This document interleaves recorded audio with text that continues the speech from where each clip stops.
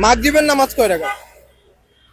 এই প্রশ্ন মাগরিবের নামাজ কয় রাকাত শুনি? এটা বলতে চাচ্ছি না দর্শকের কাছে, দর্শক কারণ জানতে- আমি নামাজ অনেকদিন পড়ি না, যার জন্য আমি এটা নিয়ে আর কারোর মানে বলতে চাচ্ছি না। মানে কতদিন হয় নামাজ পড়েন না? প্রায় বছরের বেশি হয়ে যাবে, আল্লাহ এক মাফ বছরের করুন। বেশি? জি, মানে আমার লাস্ট আমি নামাজ পড়ছি কবে আমার সেটাও মনে নাই, আই এম সরি। আপনি মুসলমান না?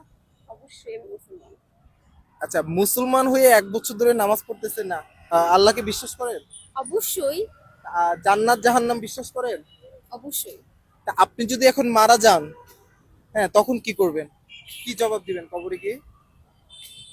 জবাব দেওয়ার মতো কিছু থাকবে না, তবে আল্লাহ মাফ করবে এটা ভরসা নিয়েই আল্লাহ হয়তো বা। মাফ করবে? জি। কিভাবে মাফ করবে? আপনি তো নামাজই পড়েন না। নামাজি তো নামাজ পড়ি না বিষয়টা এমন না, পড়েছি বাট রিসেন্টলি পড়া হয় না, লাস্ট কবে নামাজ পড়ছি এটা মনে নেই, এর জন্য। ও মাই গড, আমি আমার আমার শরীর কাঁপতেছে আপনার কথা শুনে। আচ্ছা, আমি কি ধরবো আপনাকে, আপনি কি পড়ে যাবেন? না ধরা লাগবে না। ফজরের নামাজ কয় রাকাত?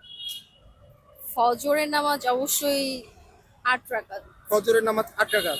আচ্ছা, জোহরের নামাজ? আমি তো জীবনে জোহর নামাজ পড়ছি না, আমার সেটাই মনে নেই। জীবনে কখনো পড়ছেন কিনা মনে নেই। আচ্ছা, আসরের নামাজ কয় রাকাত?